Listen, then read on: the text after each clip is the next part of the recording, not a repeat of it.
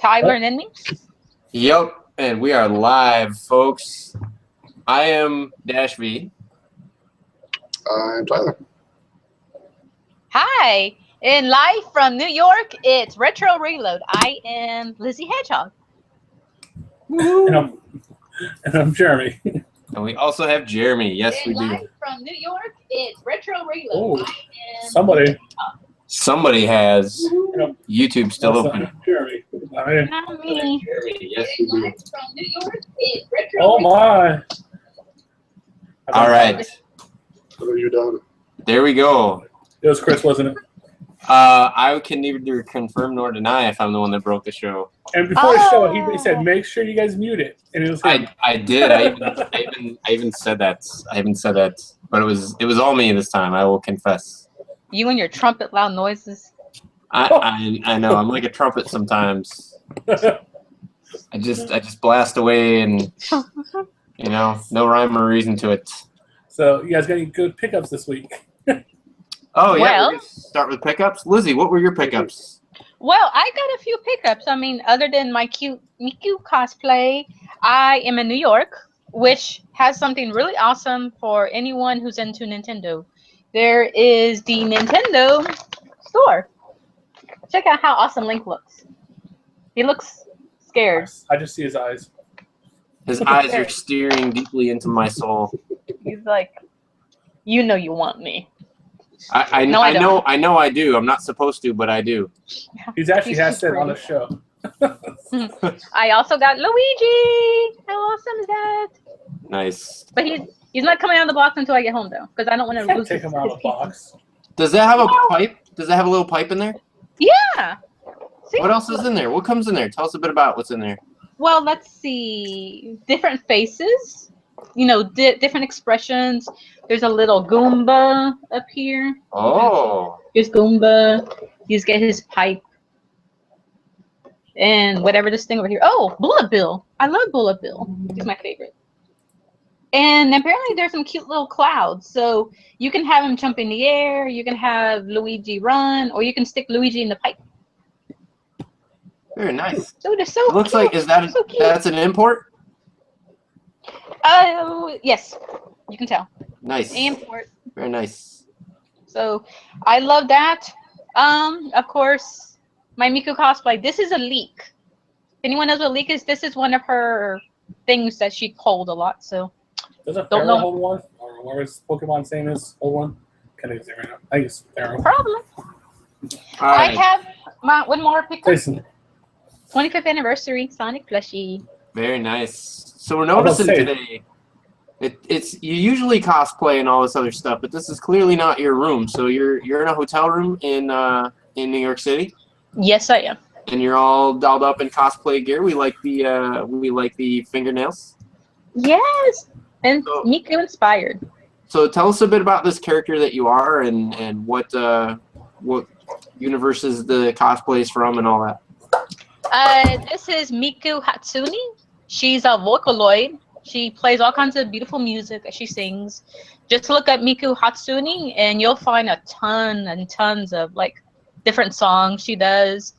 I believe she's licensed by Sega. Okay. Wait, who? Only for video game purposes. So if you look for the video game, you will see Sega's on there. So this is one of Sega's properties they license. Ah, okay. Very, very interesting. The only musical instrument that I know how to play is occasionally the trumpet. Yeah, I heard that earlier. Only Yeah, for yeah, I've select heard that. only for select audiences. Yeah, but if you do get a chance, definitely look for Miku. You can find the music on YouTube. You can find her CDs, really awesome music. The video games are really awesome too. Like I said, she's a Vocaloid, lots of fun. She's very popular in Japan. So But explain I have- to us. Huh? Explain to us what a Vocaloid is. What's a Vocaloid? Oh, it's basically software based. I mean, I Okay. mean, So there's I no mean- real person behind it. It's all completely software. yeah, because there's another anime out there called Sega Hard Girls. Interesting Okay. title. But they have a really cute character who's supposed to be the not the Sega Genesis, but she's the Japanese version. The what's it called again? Mega Drive?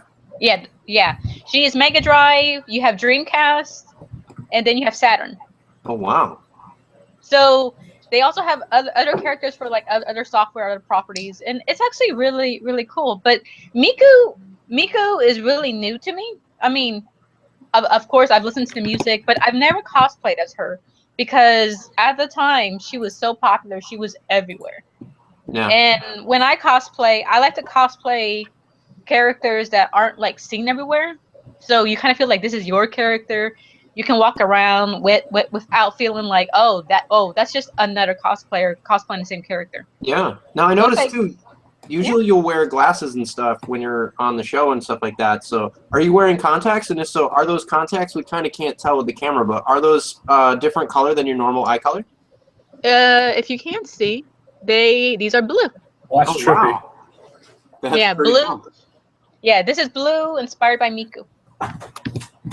Excellent. That is very excellent. Awesome. So Thank this you is so much. green and Yeah. pasty white, inspired by I'm just Your kind of parents. a creeper. I guess.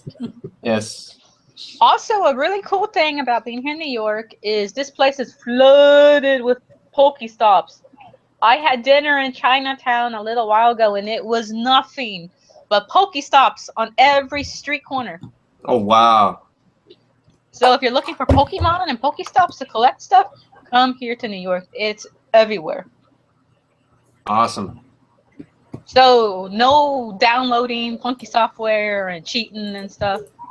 It's just Yeah, who does that? What kind of low life does that? I know, Yeah. right? I mean, I don't. We should find them. Fortunately, I don't know Punch 'em. anybody that co-hosts the show with us named Jeremy, the Red Bearded Gamer, that does things like that. But Gets on my new banned. account, I'm level 21 with a bunch of Pokemon. Some I'm of on the- level 17, and I'm doing it the honest way. They haven't caught me yet again. Man, you're just working your way back up. Did you end up using Not Fighter Pilot as your name? Yes, I actually did.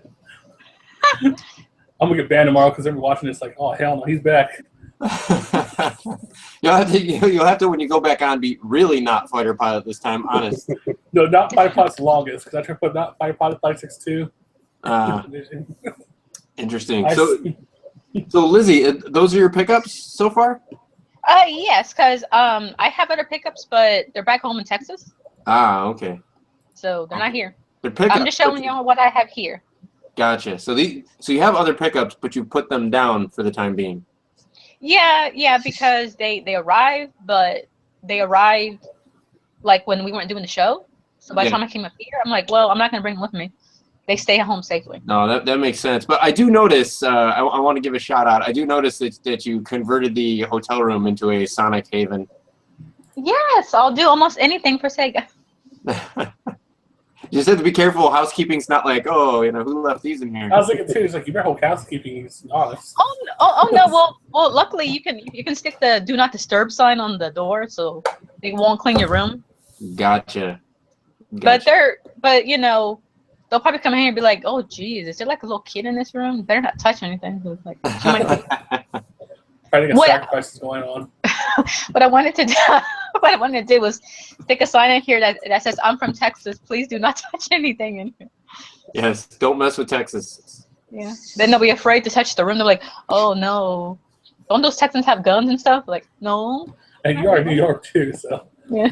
Absolutely. My old stomping grounds. Last time I grew up in New York, not the city, but central New York. But the last time that I visited New York, which was about 3 or 4 years ago, I visited to make a film. We wrapped shooting literally 4 hours before Hurricane Sandy made landfall. Jeez. It was pretty wow. intense. So yeah, we wrapped filming. We closed the set. I got into a car and I just, I took off for the middle of the state so that I could get as far away from the hurricane as I could. So, and then I was stranded there for another week because the airport was flooded. Oh man, speaking of hurricanes, we got that Hurricane Matthew that they say might be coming over here. And you're like, gosh, over darn here it. being Texas or being New York? New York. It's like, dang it, people. Do you have to do that now? Hey, that's Retro Reload, man. Here we are, rock you like a hurricane.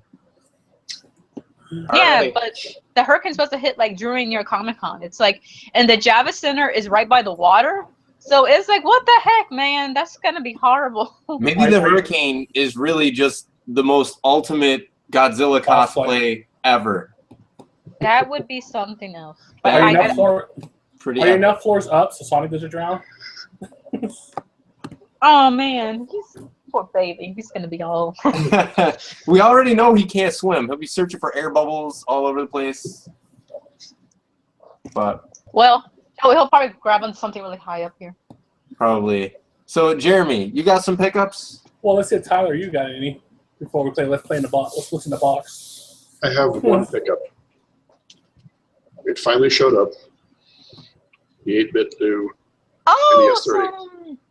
So I got to buy the adapter still for the concept, but Tested it yet?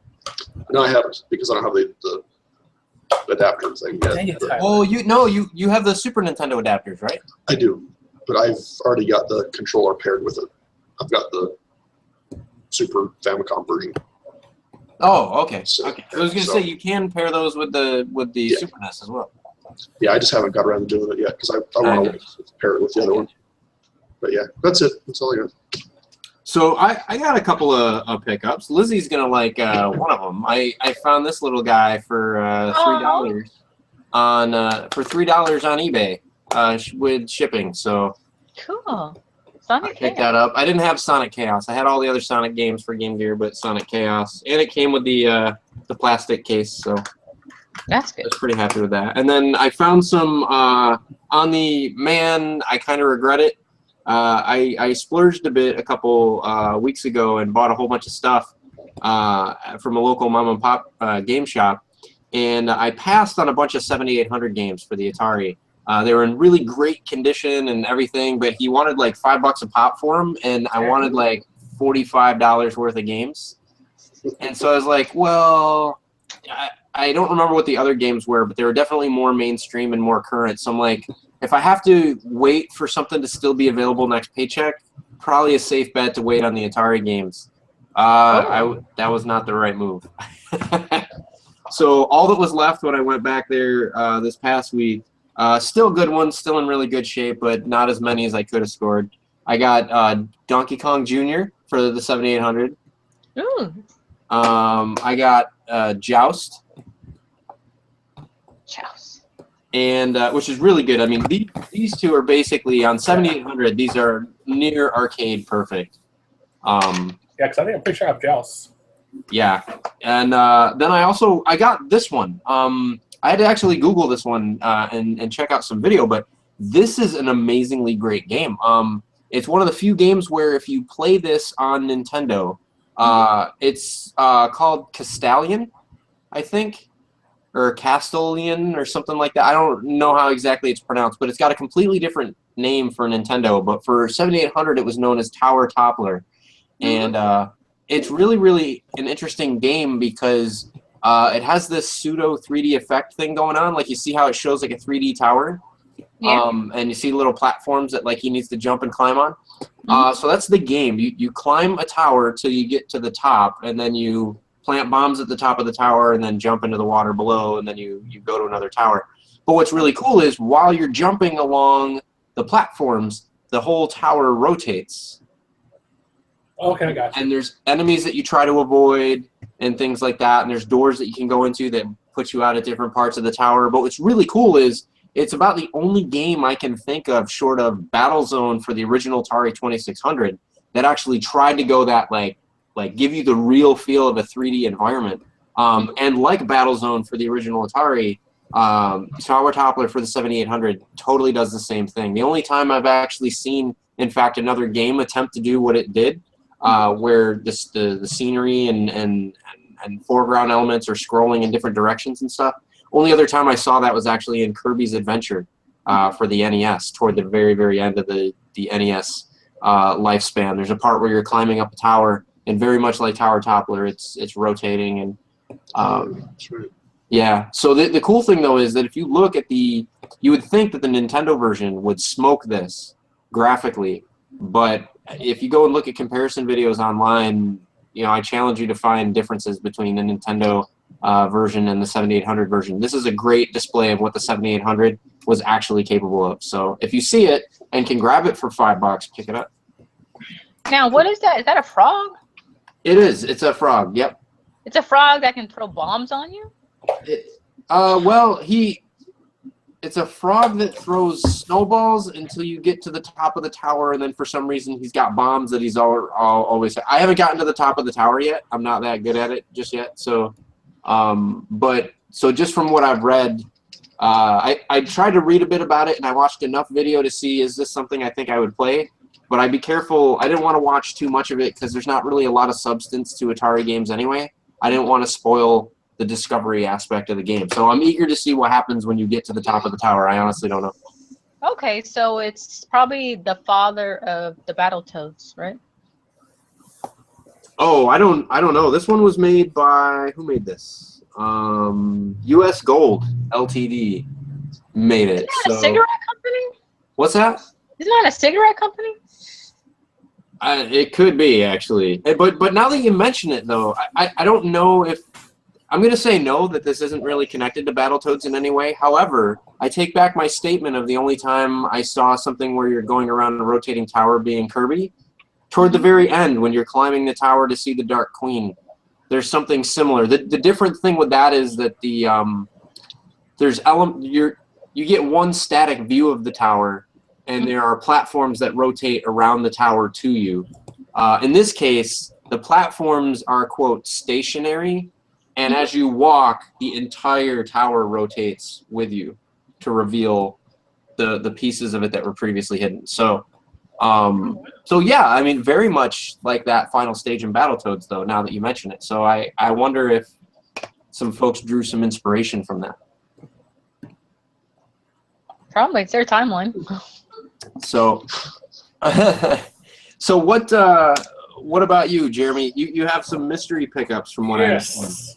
My friend, his wife is going to donate this box, so some gaming stuff. And he's like, I know the perfect guy who would like that. So I haven't checked what it is yet, so let's play what's in the box. All right. What's in the box? How heavy is the box? Not very heavy. How big is the box? That is not Dimensional helpful. size. Well, there's quite a few things in here. I don't know, paper, what paper Does it comes weigh in, more or less than a brick? Less. Okay. And what was your question, Lizzie? Well, there's Well- quite a few things in here. How big is the box? Well, let's use the 5 senses. How does it hear? How does it smell? How does it taste? Well, Yeah, how's it taste? How's the box taste? like paper, Hmm, like Cardboard. cardboard. Okay, now bonus question, but this one's actually for Tyler. What kind of stuff happens to boxes while they're in transit before somebody licks them? Oh, I you like the would. box for Yeah. the show. What kinds I of like the stuff? box for the show. This, So, okay, the first item, it is a Game Boy holder, I assume. Little case. Ooh. oh, Game Boy case. All right, Game Boy Pocket. Yes, it's pocket on the side. Nothing's in there. Nothing's in. Well, let's put my hand in there. Less than this. You might find like a So I quarter or opened penny. my Game Boys. Okay, Is there a Game Boy in there? Okay, CD jogger. Ooh. There's games in there, yeah. CD Okay. jogger for your CD player, which I haven't had since high school. All right. And we got FIFA 06 for the PSP. So I feel like, actually, I do like soccer games. We Very all want nice. sports. Very nice. Then this is empty, so actually, if one of you guys want this, it's Star Wars Battlefront 2 for PSP. Oh, very interesting. Yes, it's empty, so if you or Dash, Tyler, really want it, you can have the box. So that's a game. The next is Dynasty Warrior for the PSP. Okay. Mm. Then we also, a serious item, Final Fantasy. Is this a movie? I think it's a movie. Yeah, movie, Final Fantasy movie. I might have to Spirits send that Within? to, is it Spirits Within? Yes. I might give that one away too. You don't like that movie? Then we got a PSP optical link. Not much. But then we you're got breaking brand up, my new friend. inbox. Oh no. Testing. We're good. Yeah. What was the last two? We missed it. Well, the brand P lens cleaner. Never been open. Okay. A lens cleaner. And a PSP portable box with a cable, looks like. All PSP Cool. stuff. All right. And PS1 memory card. Can never have too many PS1 memory cards. That's true. Like PS2 memory cards. Got about 3 of those. Nice. And I don't know what this is. This is a PS2. What's on there?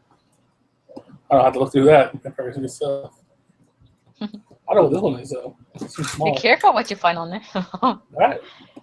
Yeah, that can't be. That might be. A bunch of Japanese hentai games.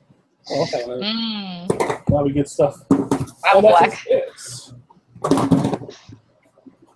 That's all it's in the box. Yeah, you don't. Yeah, be careful. You don't want any crazy anime hentai games.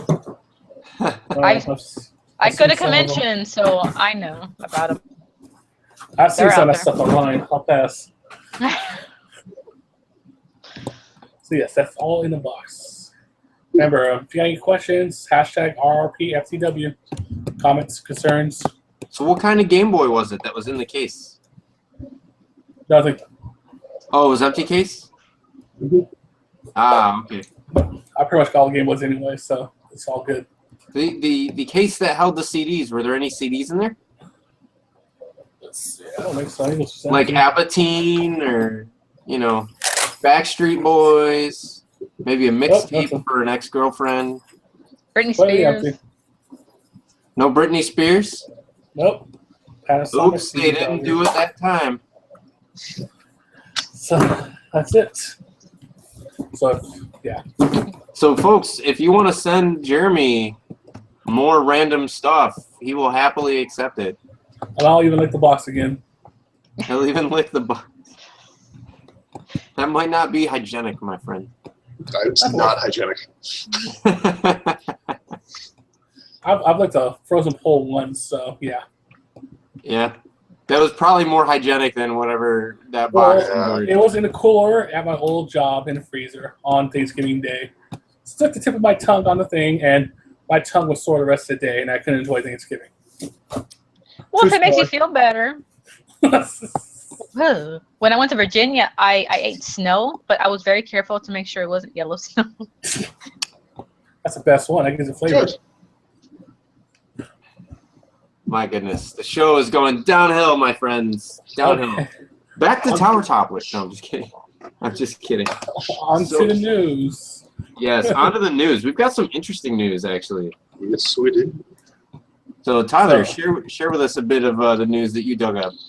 So just, I think, 3-4 days ago, they announced that there would be a Famicom Mini to kind of coincide with the NES Mini, Classic Mini, whatever the hell it's called. Yeah. Yeah. Pretty much the same thing as what we're getting here. 30 games. There is, I think, 6 games that are different. I don't know if they're off the top of my head because I don't speak Japanese. But there are 5 or 6 games that are different. It looks just like a little Famicom. The interesting thing that somebody pointed out is that the whole unit looks to be about the same size as the NES Mini, which would fit in the palm of your hand. So it's kind of small, but it has built-in controllers like the Famicom did. So if you think about it, if the Famicom Mini fits in the palm of your hand, and the controllers are about half the size of that, That's small. they're small controllers. So I don't know. It'll be interesting to see what happens with it. But it was kind of a big deal. Yeah. Yeah, people were wondering if they were going to do something like that. So I'll be they the did. first guy ever to toss the NES when it pissed me off. Yes. So the what's interesting though about that also is that the cords on the controllers as well as the cord on the console itself to the television, they're not very long cords.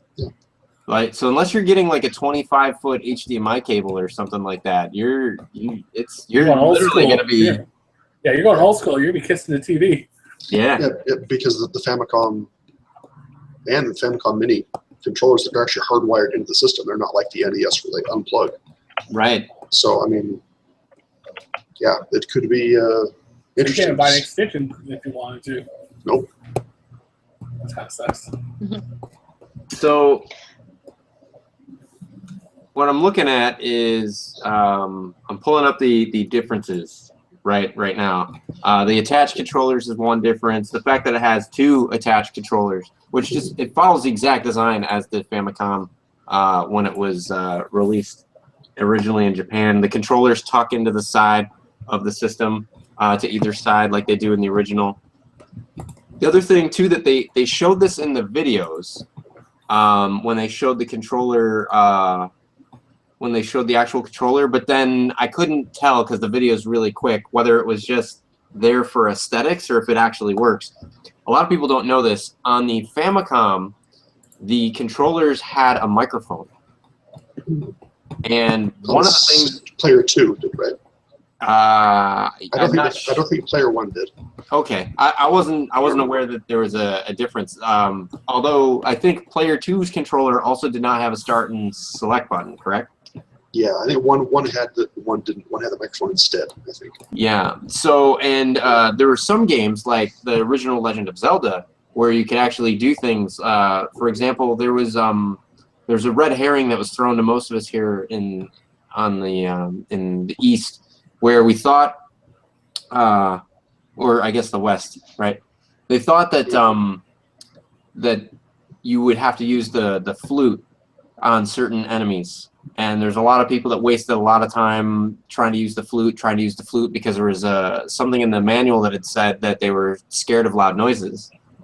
And what it really was that you had to, like, you know, shout or blow into the controller or something on there. You had to make noise, and then these enemies would scatter. They cut the microphone from the US one. They also cut the FM synth one. The Famicom had the ability to do FM synthesis, so games like Contra and everything like that sounded pretty boss and had alternative synthesized soundtracks, like the Super Nintendo that would later follow.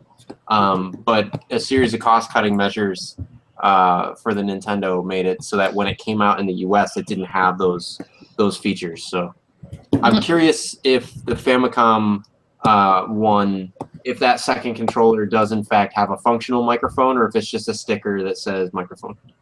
You know, I don't know, because it's coming with Zelda pre-installed. I don't know if it'll be the Famicom version. I mean, it would make sense that it would be.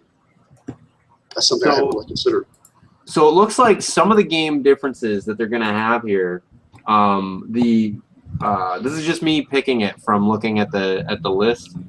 River City Ransom is going to be on the Famicom version.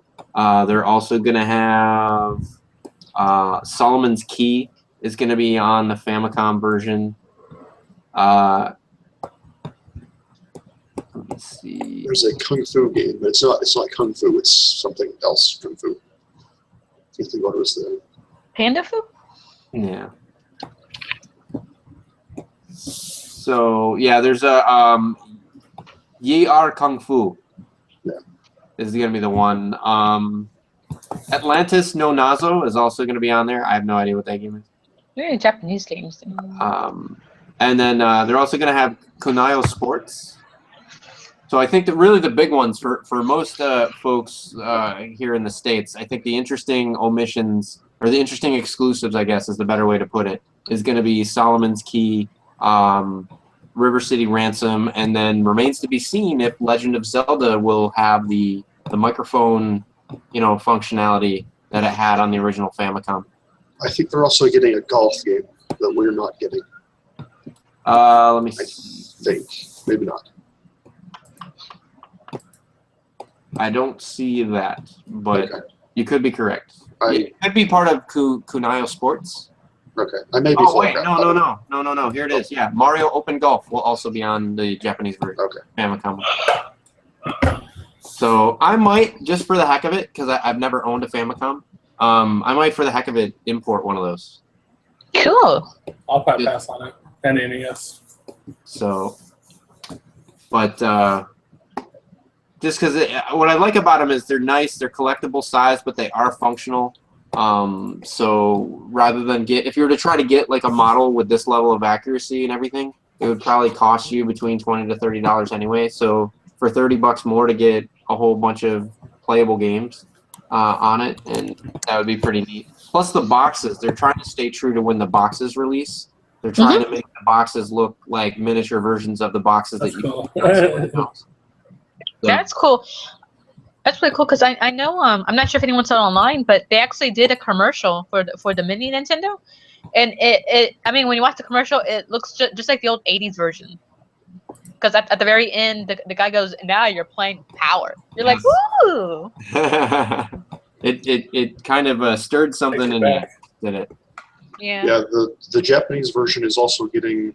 There's a few Japanese games I don't know what they are. They're also getting Final Fantasy 3. Yes. Oh. Yes. Yeah. So I think both of them are going to be pretty good. If you're a collector, I think both of these are pretty good.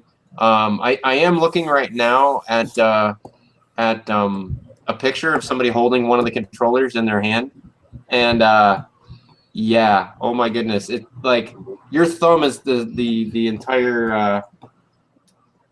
Trying to figure out. I guess that's not really a good indicator of it. They are tiny. It's hard to put into words.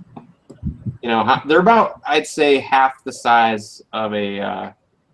They're about half the square size of a regular size controller. Oh, so this is more of a collector's item. This is not a you're gonna play this item. Well, you can play it, but it's probably gonna be fun with the controller. Well, with the Famicom, it might be a little difficult because of the size of the controllers. But with the Nintendo one, the controller is a legit size. Like the controller for that one is roughly the size of an actual legit Nintendo controller. Okay. So it's the Famicom one that's tinier. So that might be more difficult for us. But yeah, and looking at the list of games, I mean, I would say that we got the U.S. version has probably the better games. I mean, I don't know the Famicom games that well, but I mean, it's not going to come with. So the difference is that they're not going to get Bubble Bobble, Castlevania 2, Donkey Kong Jr., Final Fantasy 1, Kid Icarus, Punch Out, Star Tropics, or Tech Mobile. Yeah, and I'd say Star Tropics especially. Star Tropics is a good one that we're getting. The first Final Fantasy. I know the later ones are generally going to be better, but I would kind of like to. To me, it's weird to just have like the middle or the last entry in a series, right? Like, not that they're linear in their story; they're all completely different stories. But still, if I'm remembering, back nostalgically, I was glad when they did Mario that they did Mario 1, 2, and 3. I was surprised that the Famicom version does not have the Japanese Mario 2.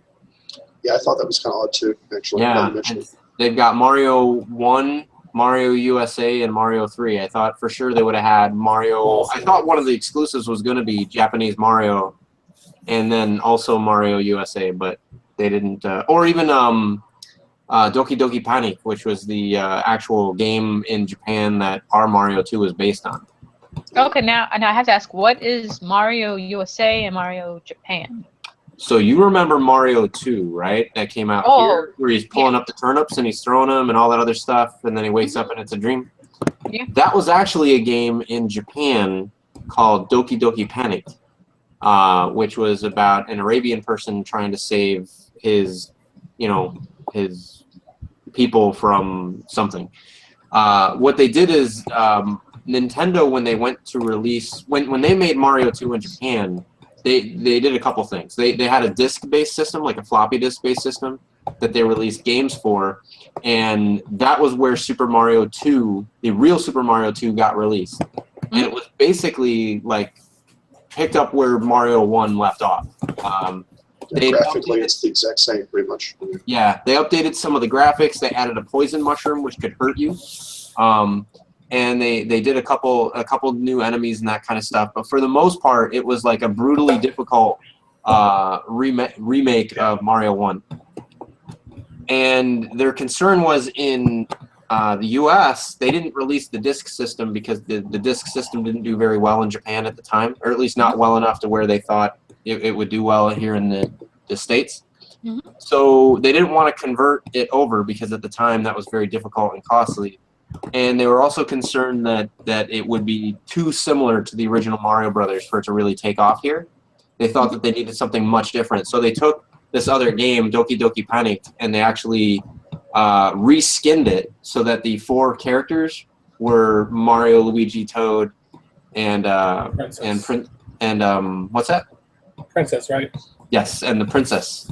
So, and that's what we knew. And then later on, before the Famicom's life cycle was over, of course, everybody in Japan, nobody in America had heard that there's this other Mario that they missed. We all thought that it was actually the Mario 2 that we got. But everybody in Japan heard, like, hey, Doki Doki Panic got released in the US as Super Mario 2. How come we don't get that? So they released it in Japan as Super Mario USA. Okay, that's interesting. So our Mario 2 is their Mario USA, and their Mario 2 we didn't see until the Super Nintendo release of Super Mario All-Stars, where it was called The Lost Levels. Lost Worlds. That thing's a pain in the ass. Yes. I Yes. played it. And the Lost Levels actually did some stuff to make it easier. And it's still hard. And it's still ridiculously hard, yeah. Like, And dang it, Japan, what's wrong with you? Well, then it's since been released on the virtual consoles for everything, I think, now. I remember playing as a kid, Lost Worlds, like, damn, this is hard. Then I found out, well, I like it. I like it on the virtual console. I actually have a game. If you beat the game, I think if you beat the game 8 times, then you unlock a special world. It's like the 9th world or something, yeah. Right. And I think if you beat that a bunch of times, you unlock World 9 or something. Is this on Lost Worlds or for both? This is on the Lost Levels, yeah. So there's a whole bunch of Easter eggs and everything in there. Probably the only game with as many Easter eggs is Super Mario 3, the advanced version. That came out for the Game Boy Advance, where they had e-reader cards that you could swipe to play special levels. E-reader was a flop. Most people never got to see the levels. But what's cool is if you buy the virtual console version of the game, it actually has all the e-reader levels built into it. That's cool. Which a lot of people don't know that. So if you want to play every single piece of content that ever got released on that Super Mario Advance version of Super Mario 3, then that's the cheapest and most accessible way right now to actually play all the content that came with that game. Nice. Is it on the 3DS virtual console or the Wii U or all of them? It's definitely on the Wii U virtual console. I don't know about 3DS. I'd have to check that out. Okay. So Alright, it's no CD holder pouch, Jeremy, but I made out that CD holder pouch. dude, I'm hella jealous. That's the only reason why I'm giving you such a hard time. That's some pretty good swag you got there. What do you have in the news department for us? Well, speaking of controllers, everybody's love for the original Xbox controller. Well, the creator said is embarrassingly big, pretty much. Yeah. The original controller? Yes. You know the. Yeah, it was huge. I guess they called it the Duke. Casual calls it the Whopper. Yeah, I agree with him on it. It is called a Whopper. Yeah. Down there actually. When that first came out, my friend had an Xbox, and he tried to get me to play it. I'm like, I held this thing in both hands. I'm like, I can't play with this thing. It's too damn big. I'm the same way. That's why I didn't like Xbox for the longest time. Yeah, it's huge. I don't know why it was so big. So the original story goes, the controller is the original Xbox was embarrassingly enormous, and Microsoft ignored focus tests about it, according to Xbox co-creator Seamus Blackley. Blackley said he didn't have enough political pull in the company to make it smaller. Because the company that made it, they said the board was the size of a dinner plate. So they work around that. And so an interesting thing, right? Like to not to be a Microsoft apologist or whatever, but because I honestly I didn't have the Whopper version of it. I bought my console refurbed, and when I bought it refurbed, it came with the S controller, the smaller one. And then when I went to buy extra wired controllers, I don't know if I have them up here. I don't think I do. I got the Mad Catz, had a much smaller controller that was wireless for it. And the thing that made it take up so much space was that all the Xbox controllers had a built-in USB hub built into the controller, and it could support 2 memory cards at the same time. And the memory cards, even though they used a different form factor to actually plug in, behind that special proprietary plug, it was really just USB. So yeah, so what was really cool was that when you were on the Xbox original and you were plugging in memory cards or swapping memory cards, really you were plugging in USB sticks. So so that was pretty advanced for the time. I think it's just another way that Microsoft, I want to say innovated, but I guess we can use it loosely. I liked how they made PC gaming consoleized. That's basically the original Xbox. It was a 700 megahertz Pentium PC that just ran, you know, certain games very, very well. There's a lot of stuff. The Dolby Digital was great. None of the other platforms had Dolby Digital 5.1 surround at the time. You know, standard. It was using USB, you know, for the memory cards and everything, which is why the memory cards are generally, they stored a lot more than the competition, and it certainly stored a lot more than the PlayStation 2 memory cards, and they were a hell of a lot cheaper for what they stored. So in some ways it was ahead of its time, but then you get a controller that's the size of a dinner plate. So well, he also said at the time Dreamcast was their favorite console, and you know Dreamcast is a fairly big controller too. yeah, it's right there, right? That big giant thing. Although I have to ask this question, right? Like, what the hell was the deal with the memory cards, right? Looking like little Game Boys. I can pull one out if you want. I mean, it was cool that they looked like little Game Boys, but at the same time, like, what was the practical application of that? Yeah, I don't know. And I always remember, like, the batteries. They used, like, watch batteries, like those giant, like, C-cell batteries or whatever, and they would only last, like, a day. Like, what the hell? How did quality control let this out the door? Like, the battery only lasts a day. Wow, they ate batteries faster than the Sega Game Gear. Oh, faster than Wii remotes, even. Wow. Yeah, it was pretty nuts. Well, shout out to Sega. So plus, I think the other problem with the Dreamcast controller, right, was the cord comes out toward you. Yeah. So Oh, the yeah. The bottom. Yeah, it comes out the bottom there. So I'm looking at it right now. Yeah, it comes out the bottom. Never really thought about it. Yeah. So I don't know. For me though, I can forgive the Dreamcast controller. I've tried. I can actually play Xbox with the Whopper controller. It's not that bad, especially when you put into context that the Wii U currently has a controller that's like holding a piece of plywood. Mm-hmm. Yeah, but at least you have a screen on there. But yeah, but still, to me that's kind of a deterrent because I don't have very good eyesight for things that distance. And when I have a controller that's that damn big and I know it has a screen on it, instead of me watching comfortably on my 55-inch television, I find myself looking at what's in my hand, and then I have, like, you know, my eyes are hurting. And but for me, the worst controller of all time is gonna have to be what's it gonna be, Tyler? You can say. What are you gonna guess is my worst controller of all time? The CDI. Close, my friend. The CDI controller is a horrible, wretched controller, and I think in the VG. If you say the N64, we can't be friends anymore. No. I barely play on 64, so I don't play it enough to hate it. Well, we can't be friends anymore then. I didn't think that would get me in less trouble with you. No. The problem for me, the biggest problem controller for me has to be the ColecoVision. Yeah.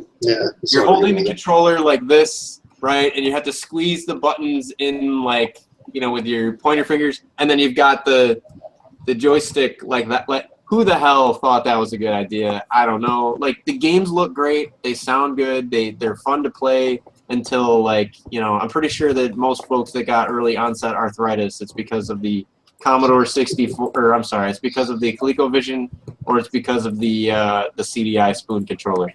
Yeah, they're both pretty terrible. They're both pretty terrible. Lizzie, what do you think? What's the worst controller you've used? Well, gee whiz. Let me think. The Xbox controller that vibrated just ticked me off because I could not play the games. Every time I play the game, if I played Sonic, like Sonic Spinball, if I Yeah. threw him in the air, it would start buzzing and vibrating and just scare me. And so I couldn't deal with that. Was this the original Xbox? I think it was because it was the vibrating. It was the one that could vibrate. Was it the giant controller? Yeah, Was it the size of a dinner plate? yeah, that ticked me off and like, oh, I'm sure girls probably use that for other reasons too, but I I don't like that controller.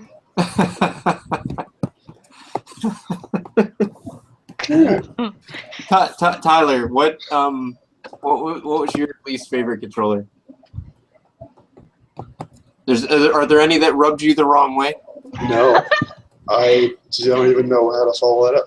The CDI, I guess. I don't know. I feel like I take that CDI control a lot.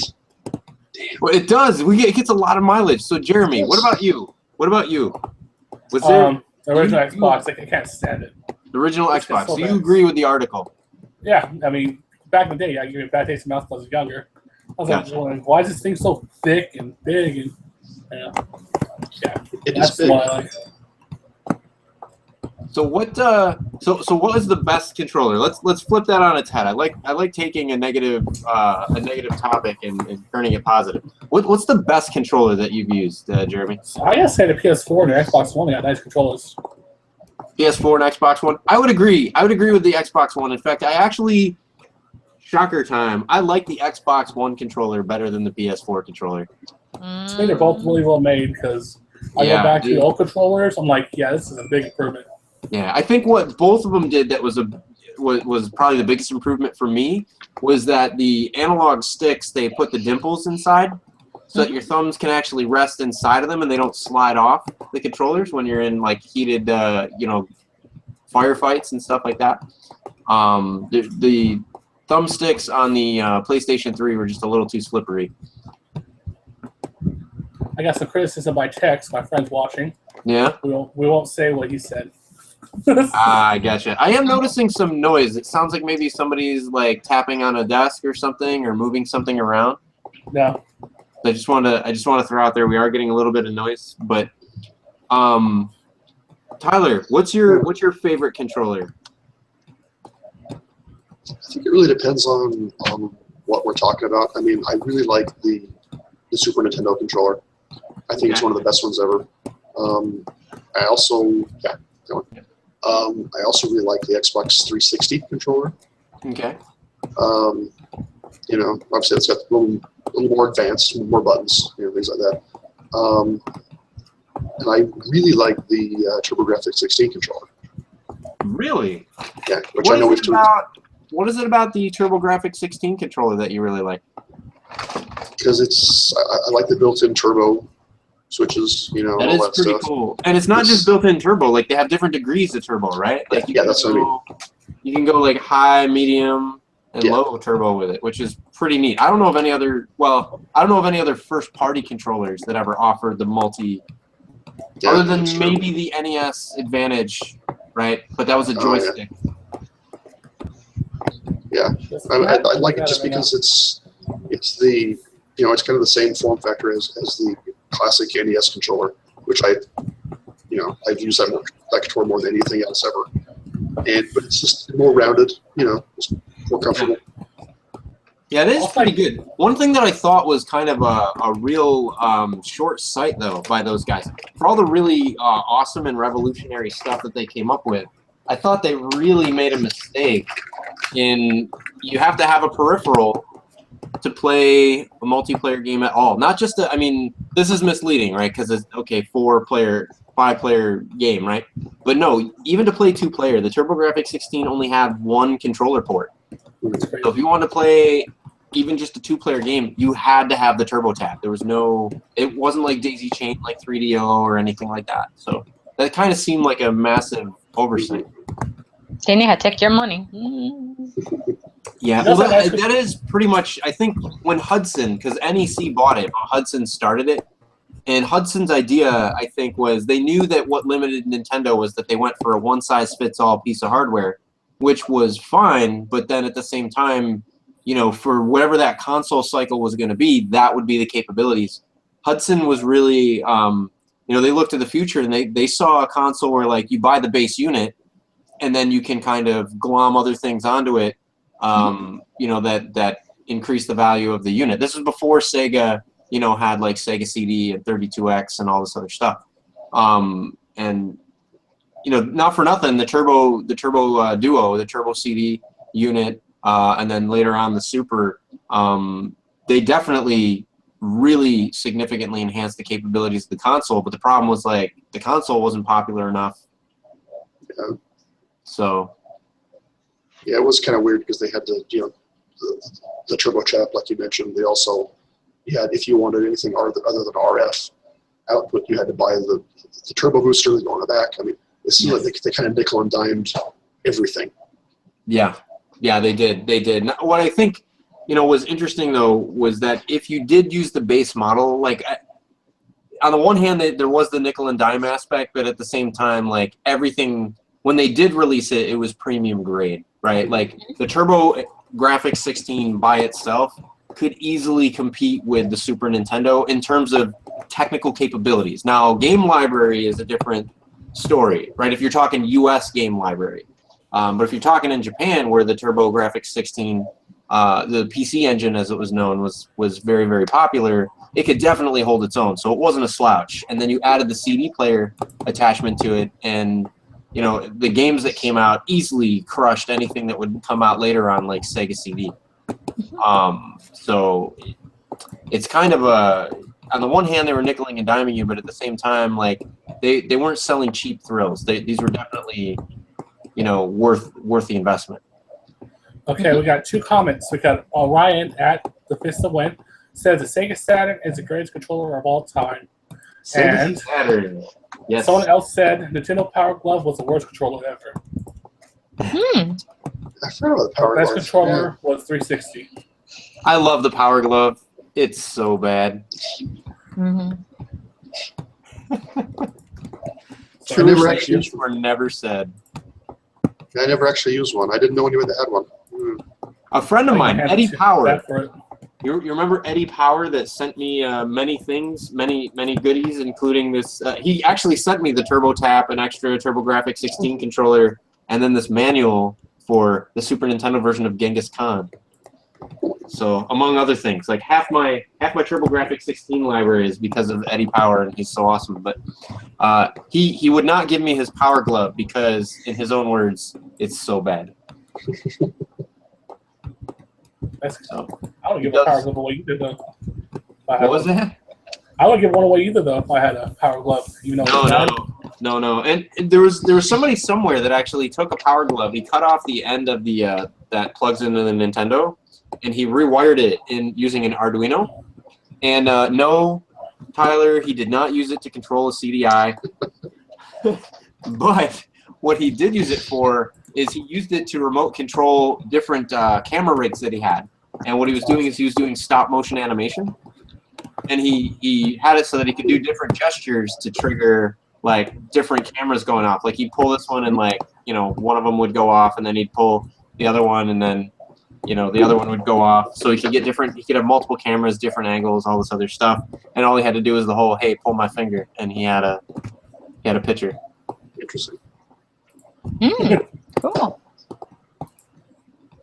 So I'm definitely, Jeremy, you're breaking the show, my friend. That noise is definitely coming from your side. What's that? Stopped. It stopped. No, I heard it.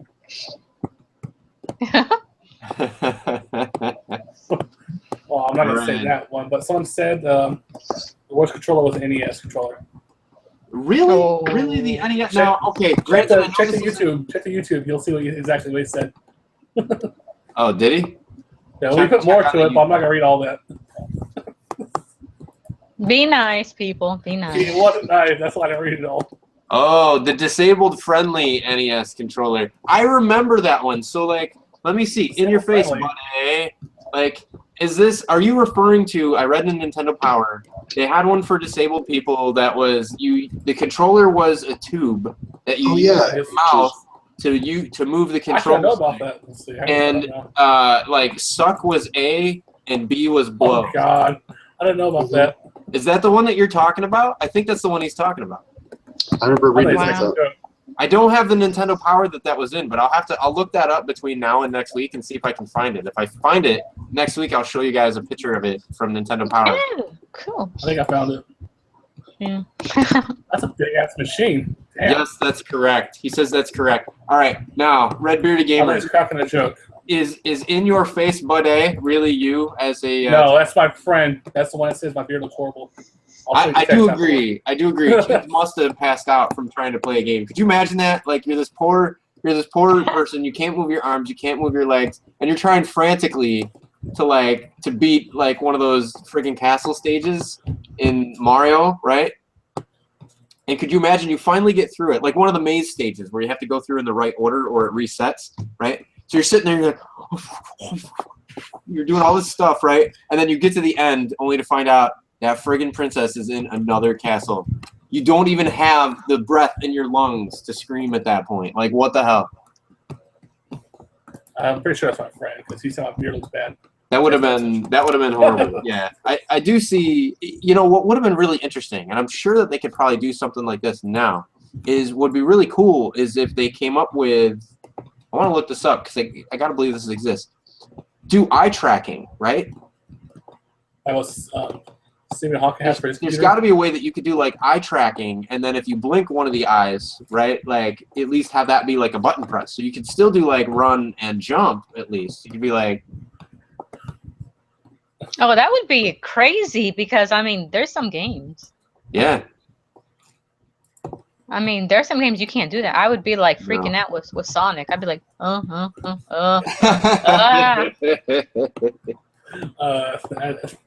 I think we should wrap it up now.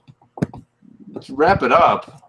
Well, it's almost 10 minutes. Yeah. All right, Jeremy. It's past Jeremy's bedtime, my friends. Yeah. So, Well, I didn't get to share my favorite controller. Oh yes. Sure. So we'll end with Lizzie's favorite controller. That would be the Sega Genesis controller. I could hold it. It was just cuddly, perfect. It just basically like lean like against your palms. Yeah. So The dumb- boomerang. The boomerang Yes. controller. I have one, but it's off screen. yeah. Where's mine at?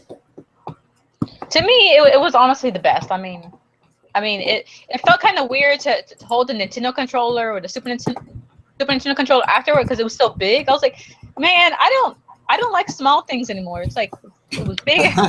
and then you played the original Xbox and you got the Whopper controller and you're like, okay, clearly was too big. Big is better up to a point. Yeah, if it's too big, then it vibrates. It freaks me out. Yeah. All right.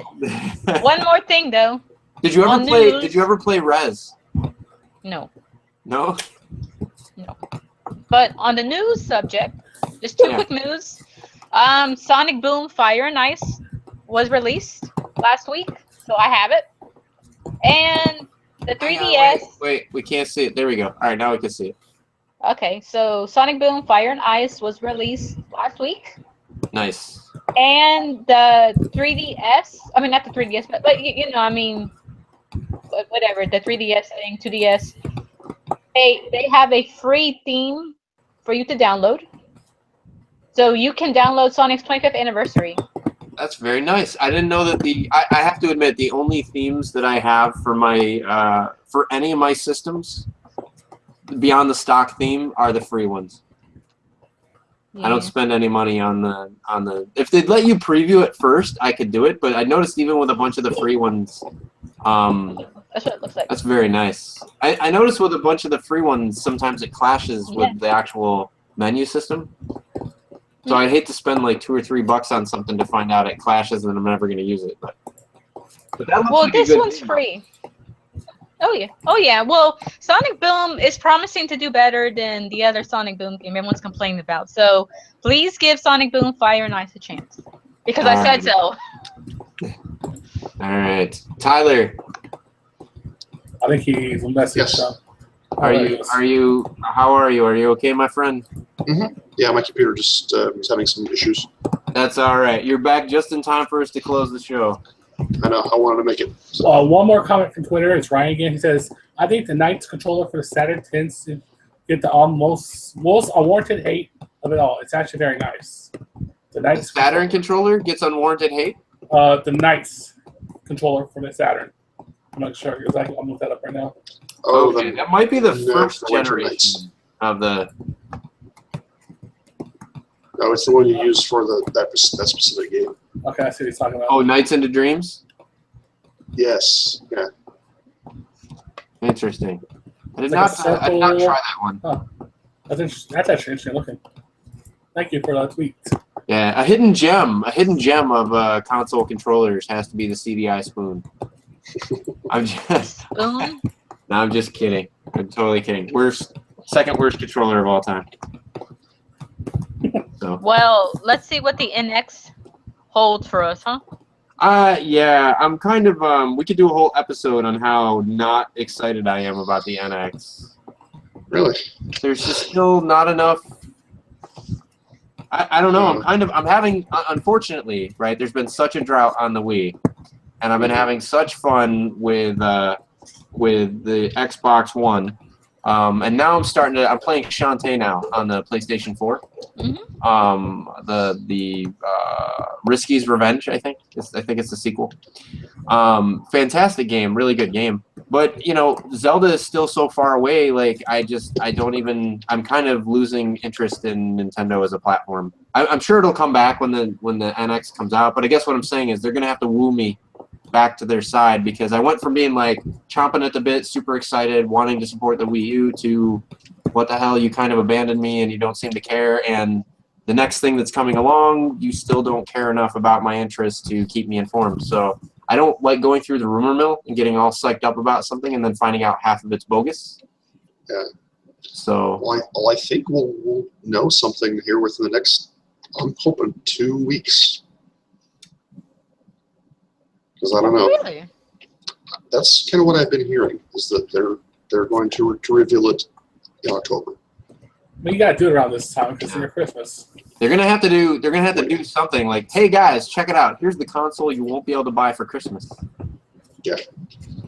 I mean, because if they do it in October, that's 6 months. Actually, it's less than that now. Shit. Yeah. Sorry. 5 months until release. So, I mean, they got to do it soon. So, They do. and there is a show coming up somewhere that they're kind of people are Expecting they're gonna announce expecting something. they're going to ask. Yeah. Well, we'll see, folks. If we find out about that, we will certainly let you know all the details and all of our thoughts on that. In the meantime, the closest thing that you have to new consoles out of Nintendo is going to be the NES Mini and the Famicom Mini, which both look like fantastic purchases, especially if you don't already have the backlog of the games that they come with. They're going to be really good quality games. Also, the cat's already out of the bag. They have a second commercial where they basically told parents, if your kid tells you he can't put down the game to do dishes, he's lying. We have instant save states. So I saw saw that's that. cool. thanks for the feature, Nintendo, but minus -1 million points for narking on our kids. Nasty narc. All right, they should have released it with narc. That would have been a good game to have on. But folks, this has been Retro Reload. We're at time. We'll hope that you tune in next week, and we'll see you later. Bye-bye. Uh,